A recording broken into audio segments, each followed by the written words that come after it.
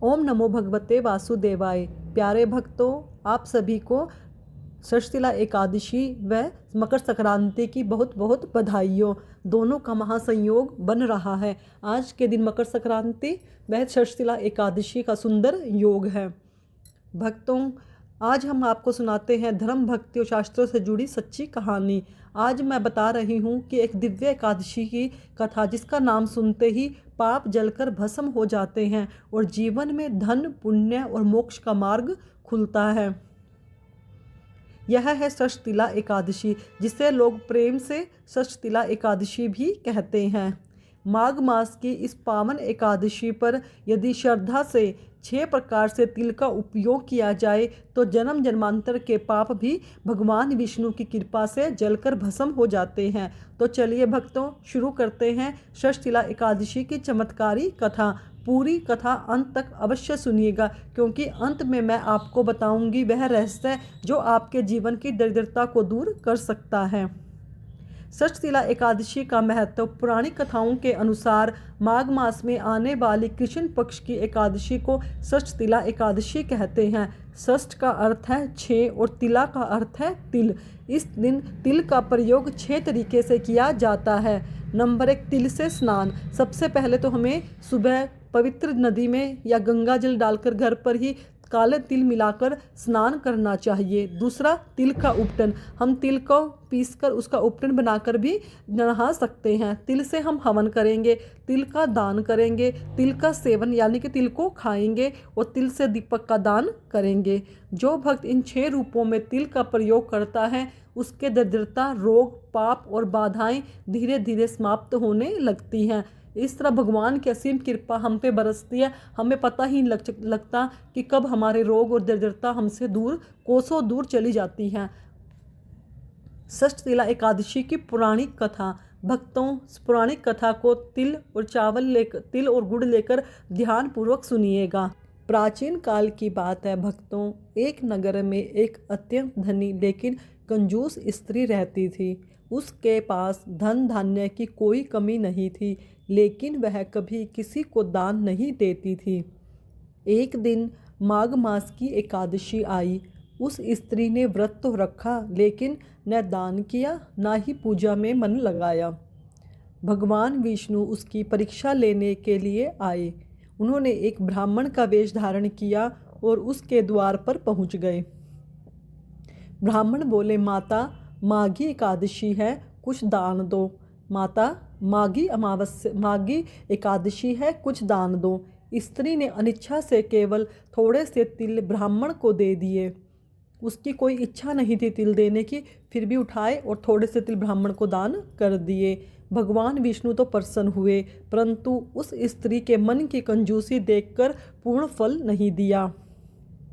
कालांतर में जब उस स्त्री की मृत्यु हुई तो उसे स्वर्ग तो मिला, लेकिन स्वर्ग में उसके घर में केवल काले तिल ही तिल थे।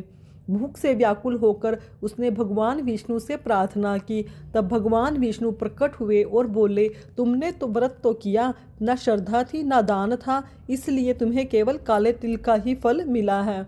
स्त्री ने पश्चाताप करते हुए क्षमा मांगी। भगवान विष्णु ने कहा, अगले जन्म में षष्ठीला एकादशी विधि विधान से करना। अगले जन्म में उस स्त्री ने षष्ठीला एकादशी का व्रत श्रद्धा से किया, 6 प्रकार से तिल का दान किया और भगवान विष्णु की कृपा से मोक्ष को प्राप्त हुई। यही है षष्ठीला एकादशी की महिमा। मैं आपको आगे व्रत की विधि भी बताती हूँ। प्रातःकाल उठें और गंगा जल मिलाकर काले तिल मिलाकर स्नान करें। संकल्प लें, मैं षष्ठीला एकादशी का व्रत भगवान विष्णु की कृपा पाने के हेतु कर रही हूँ या कर रहा हूँ। आप उस दिन पूजन में पीले रंग के वस्त्र पहने भगवान विष्णु को तिल, पीले फूल, तुलसी अर्पित करें। इस दिन काले या सफ़ेद तिल का दान जरूरतमंद ब्राह्मण को अवश्य करें। अब की बार तो षष्ठीला एकादशी व मकर संक्रांति दोनों एक ही दिन पड़ रही हैं, तो हमें तिल के दान का महत्व और भी अधिक बढ़ जाता है।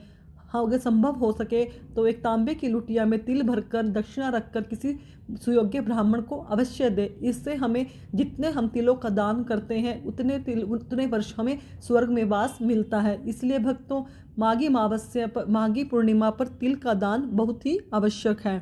और अगर संभव हो सके तो रात्रि जागरण करें, विष्णु सहस्त्र नाम का पाठ करें, एकादशी कथा का श्रवण करें, गीता जी के पाठ का श्रवण करें। हमें ज़्यादा से ज़्यादा अपना समय प्रभु भक्ति में अवश्य बिताना है। क्या ना करें? झूठ ना बोलें, क्रोध ना करें, बिल्कुल भी क्रोध ना करें, किसी का अपमान ना करें, गलत वचन ना बोलें, चावल ना खाएं, नकारात्मक विचारों से बचें। षष्ठीला एकादशी के लाभ क्या होता है? एकादशी का व्रत करने से पापों का नाश होता है।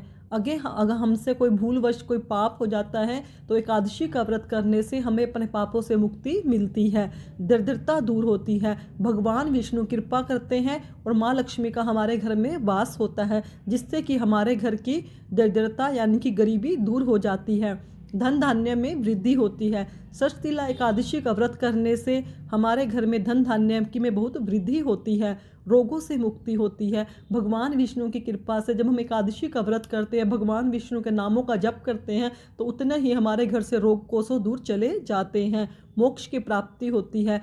एकमात्र उपाय एकादशी का व्रत से हम मोक्ष को सरलता से प्राप्त कर सकते हैं। उस दिन हम भगवान के नाम का सुमरण करें, नाम जाप करें, व्रत रखें, दान दक्षिणा करें, तो हमारे लिए मोक्ष के द्वार खुल जाते हैं।